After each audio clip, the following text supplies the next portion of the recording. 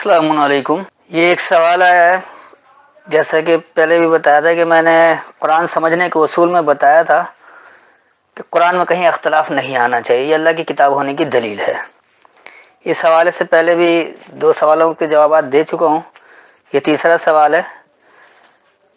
یہاں 3 جگہ سے آیتوں کا حوالہ دیا ہے۔ نمبر 1 سورہ بقرہ، جہاں آیت نمبر 29 میں لوگ کہہ رہے ہیں کہ اللہ نے زمین بنایا، پھر آسمان کی طرف گیا اور پھر اس کو 7 آسمان بنا دیا، جبکہ سورہ اعراف آیت نمبر 54 میں یعنی 54 میں یہاں اللہ کہہ رہا ہے کہ اللہ نے آسمان اور زمین 6 دن میں بنایا، پھر عرش پر ٹھہرا، جبکہ سورہ نازعات میں یعنی سورہ نمبر 79 میں یہاں پہلے آسمان بنایا پھر بعد میں زمین بنایا۔ سورہ بقرہ میں پہلے زمین ہے بعد میں، تو کیا اللہ کی بات ایسی ہو سکتی ہے کہ اللہ کو خود نہیں پتا کہ پہلے آسمان بنایا یا زمین بنایا؟ ایک جگہ آسمان کو پہلے کہہ رہا ہے، ایک جگہ زمین کو پہلے کہہ رہا ہے۔ اتنا بھلکڑ اللہ بھی کوئی ہو سکتا ہے؟ یا پھر قرآن تو ہے ہی اختلافی کتاب، یعنی اللہ کی کتاب ہی نہیں رہتی ہے، کسی عربی نے اس کو لکھ کر دے دیا ہے اور جو اچھی باتیں تھی دیگر کتابوں کی ان کو جمع کر دیا۔ تو یہ ایک انتہائی بھونڈا اعتراض ہے۔ جو لوگ قرآن کو نہیں سمجھتے اور قرآن دشمنی میں اس قدر آگے نکل گئے کہ وہ اللہ کا بھی انکار کر بیٹھے ہیں، تو کتاب کی ان کے سامنے کیا حیثیت؟ لیکن ایسے قرآن دشمن لوگ دنیا کی کسی ایک کتاب کو بھی ماننے والے نہیں ہیں، نہ یہ کسی ایک اصول پر کاربند ہو سکتے ہیں، کیونکہ ان کا نظریہ صرف فساد پھیلانا ہے، بگاڑ پیدا کرنا ہے۔ ان کا کوئی نظریہ نہیں ہے، کوئی حقیقت نہیں ہے، ان کے پاس کوئی اتھینٹک بات ہی نہیں ہے، کسی ایک کتاب کو یہ صحیح نہیں مان سکتے۔ کوئی ایک کتاب کا یہ دعویٰ کر لو، اس میں ایک قرآن سے آپ کو بے انتہا زیادہ غلطیاں دکھا دی جائے گی، لیکن ایسا کچھ ہے نہیں۔ صرف قرآن دشمنی نہیں، اللہ کی دشمنی میں اللہ کا ہی انکار کر بیٹھے ہیں یہ لوگ، اور اپنے آپ کو سمجھتے کہ شاید ہم سے بڑا کوئی عقل کل نہیں ہے۔ ساری کائنات، ساری دنیا، یہ سب کچھ شاید ایسے ہی بن گئی اور ایسے ہی خود بخود آ گیا ہے، اور کوئی حساب کتاب کچھ بھی نہیں ہے، کوئی پلاننگ نہیں ہے، کچھ بھی نہیں ہے۔ پتہ نہیں کس طرح کیسے کیا کچھ ہو گیا۔ دہریہ بھی اس قدر زیادہ بگڑے ہوئے نہیں ہے جتنے یہ قرآن دشمن لوگ ہیں۔ تائیں ان تینوں آیتوں کو آج دیکھ لیتے ہیں۔ اس وقت میرے پاس حافظ نظر احمد والا ترجمہ ہے، پہلے اس سے اور پھر جو میری فہمی ہے میں بتاتا ہوں کہ کیا ہے۔ تو میں اب وہ سورہ نساء کی آیت کو نہیں دہرا رہا ہوں جہاں اللہ کہہ رہا ہے کہ یہ اللہ کی کتاب ہونے کی دلیل یہ ہے کہ تم اس میں کوئی اختلاف نہیں پاؤ گے۔ تو سب سے پہلے حوالہ جو ہے سورہ بقرہ آیت نمبر 29 یعنی 2 کی 29، اس کو دیکھیے۔ هو الذی خلق لکم ما فی الارض جمیعا ثم استوى الى السماء فسواهن 7 سماوات وهو بكل شیء علیم۔ یہاں جو ان کا ترجمہ ہے، وہی ہے جس نے تمہارے لیے پیدا کیا جو زمین میں ہے سب کا سب، پھر اس نے آسمان کی طرف قصد کیا، پھر ان کو ٹھیک بنا دیا 7 آسمان، اور وہ ہر چیز کو جاننے والا ہے۔ یعنی اس آیت میں اللہ کہہ رہا ہے کہ پہلے زمین بنایا، پھر آسمان بنایا، اور آسمان کو بھی 7 آسمان بنا دیا۔ تو دیکھیے یہ اصل میں ہے کیا؟ یہاں کوئی اس آسمان زمین کی بات ہی نہیں ہو رہی، اللہ انسان کی بات کر رہا ہے۔ اگر اوپر نیچے سے دیکھیں گے تو بات سمجھ میں آئے گی، کیونکہ 20 سے 1 آیت لینے سے اول بات سمجھ میں نہیں آتی، لیکن فی الحال میں اوپر نیچے جاؤں گا تو وقت بہت زیادہ لگ جائے گا۔ میں صرف انہی آیتوں کو سمجھانا چاہ رہا ہوں جس کا مجھے حوالہ دیا گیا ہے۔ هو الذی، وہی ہے جو کہ خلق لکم، بنایا ہے تمہارے لیے، پیدا کیا تمہارے لیے، خلق کیا تمہارے لیے، ما فی الارض جمیعا، جو زمین میں ہے سب کا سب۔ تو یہاں پر اصل میں ارض یہ زمین نہیں ہے جسے ہم اس کائنات کا زمین کہہ رہے ہیں، بلکہ ارض پستی کو کہا جاتا ہے۔ کہیں اگر زمین کی بات ہے تو وہ سیاق و سباق سے پتہ لگ جائے گا کہ زمین بھی کیونکہ سب سے نیچے ہے، سب سے پست ہے، اس لیے یہاں جو اللہ بتا رہا ہے تو یہ زمین کی بات نہیں، وہی ہے جس نے تمہارے لیے بنایا ہے پستی میں سب کا سب۔ پستی میں جو کچھ بھی سب کا سب تمہارے لیے بنایا۔ پستی میں کیا کچھ ہے؟ زمین کے نیچے پیٹرول بھی ہے، معدنیات بھی ہے، گیس بھی ہے، اور نہ جانے کتنے ذخائر ہیں، کوئلے کے ذخائر، نمک کے ذخائر، اور معدنیات کے مختلف ہیرے جواہر موتی، بہت کچھ ہے۔ تو پستی میں کیا کیا کچھ ہے، یہ سب کا سب اللہ نے تمہارے لیے بنایا ہے۔ ثم استوى، پھر برابر ہوا۔ استوا کہتے ہیں برابر ہونے کو، قصد یا ارادہ کرنے کو نہیں کہا جاتا ہے۔ تو پھر برابر ہوا الی السماء، بلندی کی طرف۔ یہ تو پستی میں سارا کچھ ہے، پھر برابر ہوا بلندی کی طرف۔ فسواہن 7 سماوات، پس انہیں ٹھیک کر دیا متعدد بلندیاں۔ تو بلندی کی اللہ نے کوئی گنتی نہیں بتائی ہے، تو بلندی میں پتہ نہیں کیا کچھ ہے، اور جتنی دریافتیں ہوتی رہیں گی اتنا آگے بڑھتے رہیں گے. اس لیے سبا 7 کو نہیں کہا، سبا متعدد کو کہا جاتا ہے. قرآن میں جہاں بھی سبا آیا ہے گنتی کے لیے نہیں آیا ہے. قرآن میں کوئی گنتی نہیں ہے، نہ 1 ہے، نہ 2 ہے، نہ 10 ہے، نہ 20 ہے، نہ 1000 ہے، نہ 50,000 ہے. کوئی گنتی ہے ہی نہیں. تو یہ ہے متعدد بلندیاں. وہ ہوا، اور وہی بکل، ہر ایک کا، شیئن یعنی شے کا، چیز کا، علم جاننے والا ہے، علم رکھنے والا ہے. تو اس کا رواں ترجمہ ہو گیا وہی ہے جس نے تمہارے لیے جو پستی میں ہے سب کا سب بنایا ہے، پھر بلندی کی طرف برابر ہوا، بس انہیں متعدد بلندیوں میں ٹھیک کیا، اور وہ ہر ایک شے کا جاننے والا ہے، ہر ایک شے کا علم رکھنے والا ہے.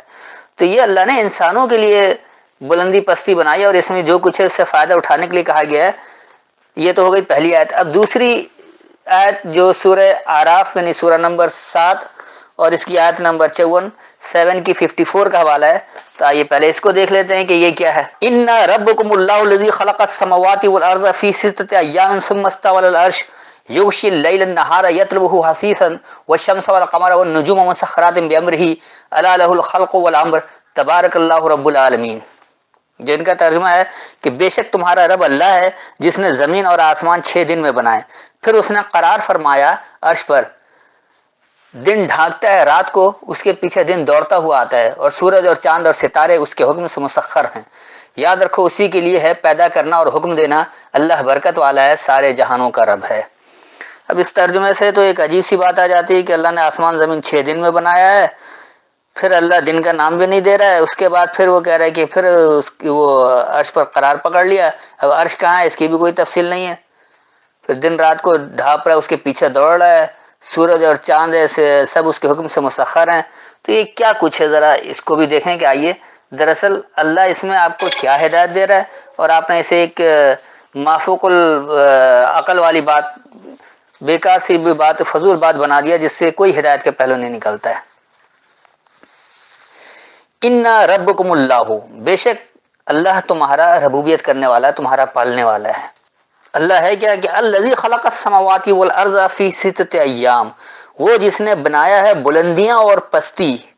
اب یہ 6 تک انہوں نے جو 6 کر دیا، یہ اصل میں ستت لفظ ہے، اسی سے 60 نکلا جو میں سورہ 3 میں سمجھا چکا ہوں. اس کو سہل کہا جاتا ہے، آسانی کے ساتھ جس بات کو آگے بڑھایا جائے آسانی اور سہولت کے ساتھ اس کو کہا جائے گا. تو اگر آپ لوگوں نے سورہ 3 کا درس سنا ہوگا تو اچھی طرح یاد ہوگا کہ وہاں میں نے کیا بتایا ہے. وطور سینین مناسب اور سہل طریقے والی، یعنی یہ طور طریقہ کار اللہ کی کتاب، تو مناسب اور سہل کو ستت کہا گیا ہے. تو وہ جس نے بنایا ہے بلندیاں اور پستی مناسب اور سہل دورانیے میں، ثم استوى پھر برابر ہوا، علی العرش مرکزی اختیار پر. العرش کہا جاتا ہے مرکزی اختیار کو، جس طرح کیپٹل کو بھی عرش کہا جاتا ہے کہ یہ ملک وہاں سے کنٹرول کیا جاتا ہے.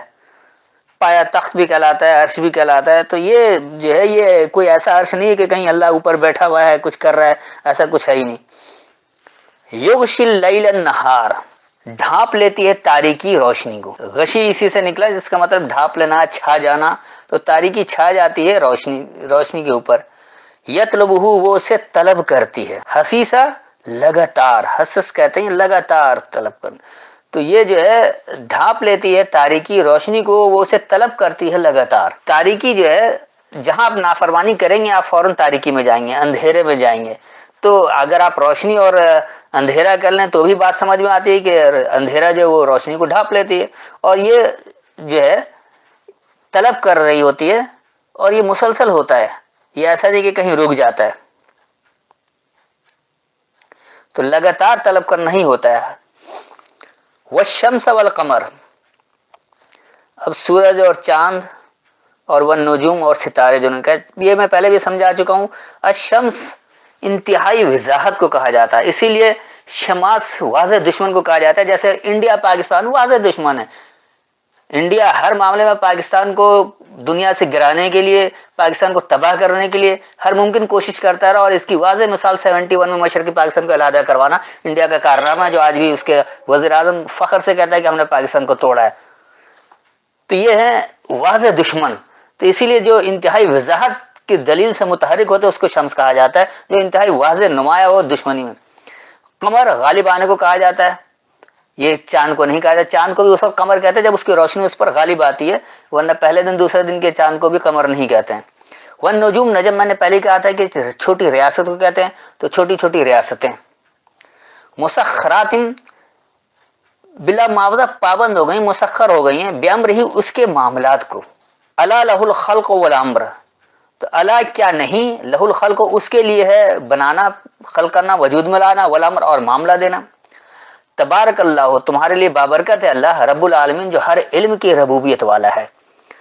عالمین علم سے ہی ہے، اس کا مادہ علم ہے، تو تمام علم والوں کے ربوبیت جو ہے وہ اللہ ہی کرتا ہے، اور وہ تمہارے لیے بابرکت ہے۔ تو اس کا رواں ترجمہ کر دیں تاکہ بات آپ کی واضح سمجھ میں آ جائے، اچھی طرح سمجھ میں آ جائے۔ تو بے شک اللہ تمہارا رب ہے جو کہ سہل دورانیے میں بلندی اور پستی کو بنایا، پھر مرکزی اختیار پر برابر ہو گیا، روشنی تاریکی کو ڈھانپ لیتی ہے اور اس سے لگاتار طلب کرتی ہے، اور دلیل پر متحرک رہنا اور غالب آنا، اور چھوٹی چھوٹی ریاستیں اپنے معاملات کو بلا معاوضہ پابند کرتی ہیں۔ کیا اس کے لیے بنانا اور معاملہ دینا نہیں ہے؟ تمام علم کا ربوبیت یعنی تمام علم کا پالنے والا اللہ تمہیں بابرکت ہے، یعنی وہ رب، وہ ربوبیت کرنے والا جو ہر علم کے ربوبیت والا اللہ ہے، تمہارے لیے بابرکت ہے۔ تو یہاں سے بھی وضاحت ہو گئی کہ کسی زمین آسمان کی بات نہیں ہے، کیونکہ قرآن اللہ نے انسان کی کردار سازی کے لیے دیا ہے، تو یہاں سے انسان کی کردار سازی ہی ہوتی ہے، کردار کیسے بلند کرنا ہے، کیا کچھ کرنا ہے، اسی کے بارے میں، نظام کو کیسے نافذ کرنا ہے، اللہ کے احکامات کو جب آپ نافذ کریں گے تو دنیا میں امن کیسے برقرار رہے گا، اس کی ساری باتیں۔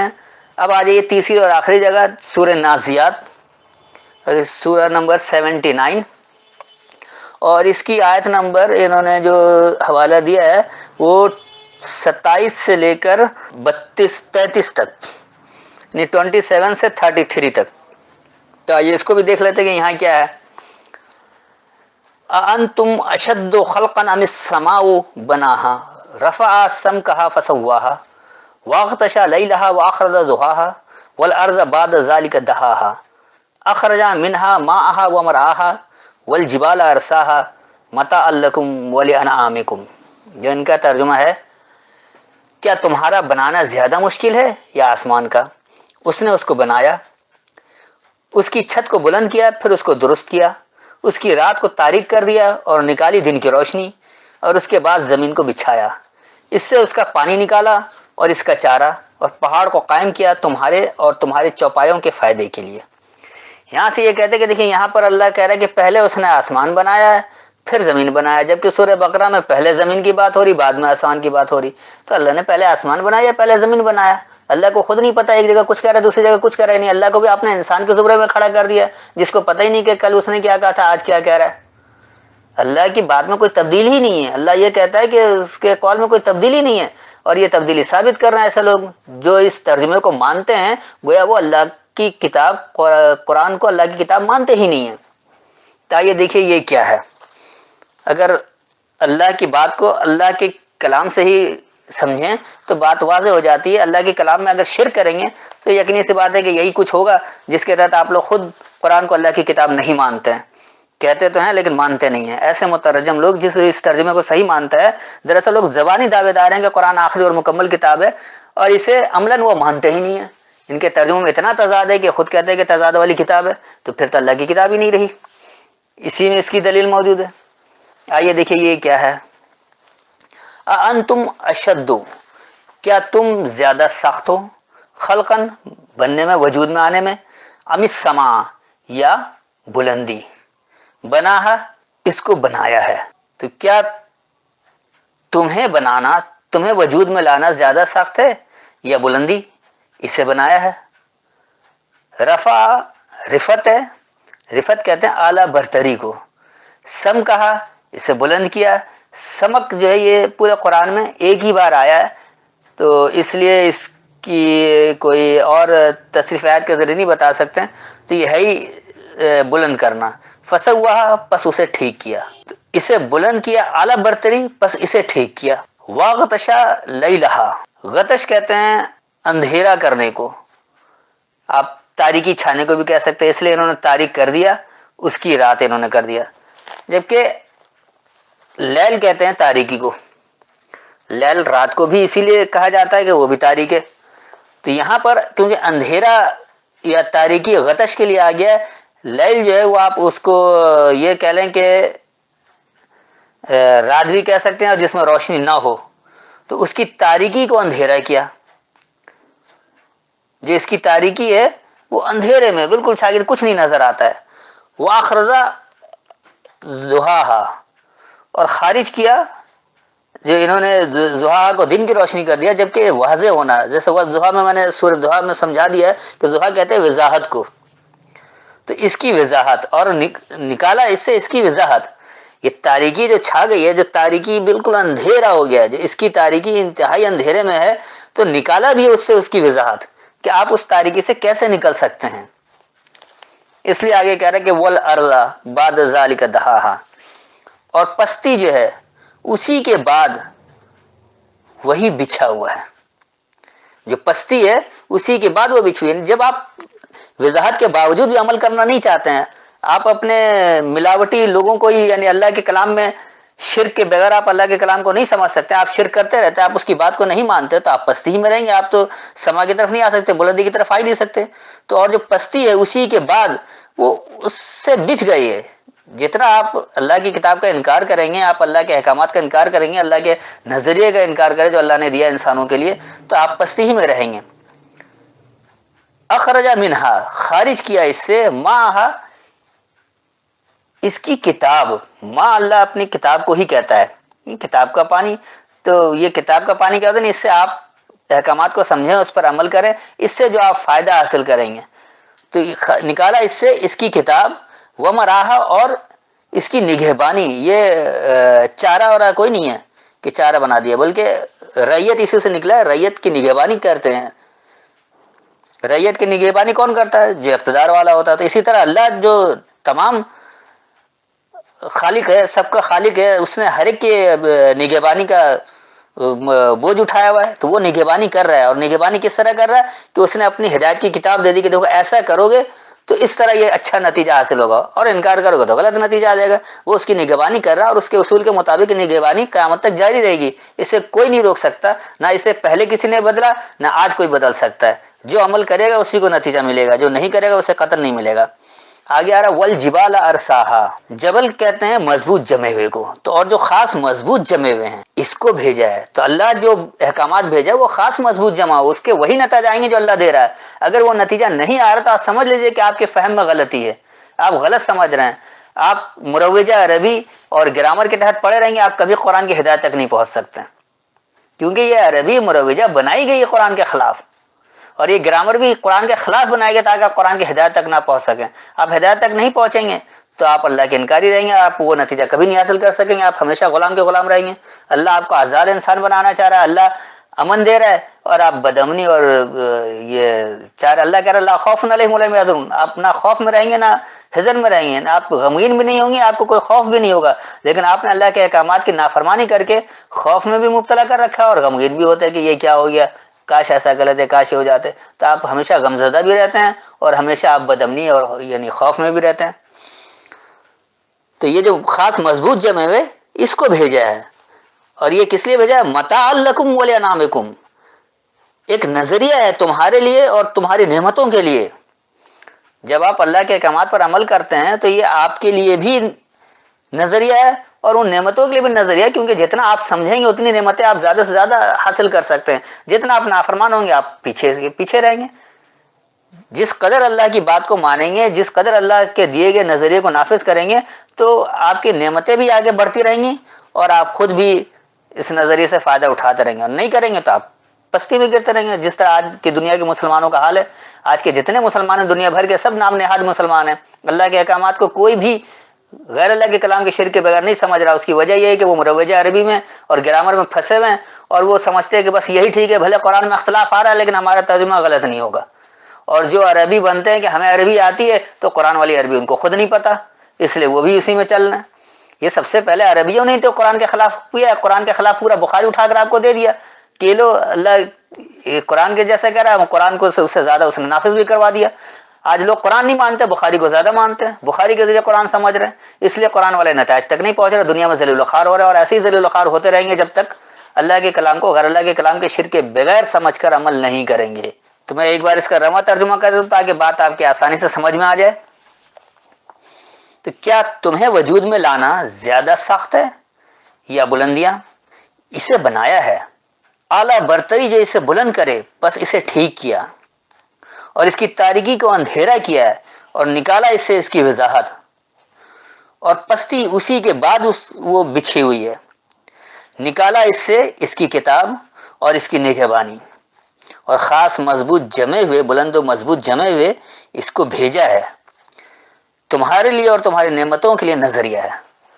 تو میرے خیال میں بات واضح ہو گئی ہوگی کہ کسی آسمان زمین کی بات نہیں ہو رہی، بلکہ یہ انسان کے کردار کی پستی اور بلندی کی بات ہو رہی ہے، انسان کے معاشی طور پر اسی طرح دنیا میں ترقی یافتہ ہونا یا ترقی یافتہ نہیں ہونا، تو یہ سب کچھ انسانی کردار کی بات ہو رہی ہے، کسی آسمان زمین کی بات نہیں ہو رہی جو اس کو یہاں پر فٹ کر رہے ہیں اور اس سے تضاد نکالنا ہے کہ اللہ پہلے کہ زمین بنا رہا ہے، دوسری جگہ پہلے آسمان بنا رہا ہے، انہیں اللہ کو خود نہیں پتا کہ پہلے کیا بنایا ہے۔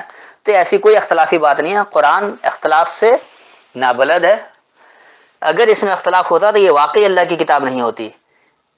تو اس کے اختلافات جو مترجموں نے بنائے ہیں تو وہ مترجم کی غلطی، اللہ کی غلطی نہیں ہے۔ اگر کہیں نہیں سمجھ میں آ رہا اور اختلاف ہے تو آپ سمجھ لیں کہ آپ کی فہم ناقص ہے، آپ اللہ کے احکامات کو سمجھ نہیں پا رہے ہیں۔ جیسے ہی آپ اللہ کے احکامات کو اچھی طرح سمجھیں گے آپ کو کوئی اختلاف نہیں ملے گا، قرآن میں کوئی اختلاف ہے ہی نہیں، اور یہی اس کے اللہ کی کتاب ہونے کی دلیل ہے۔ پھر بھی کوئی سوال ہو تو بعد میں پوچھ سکتے ہیں۔ السلام علیکم۔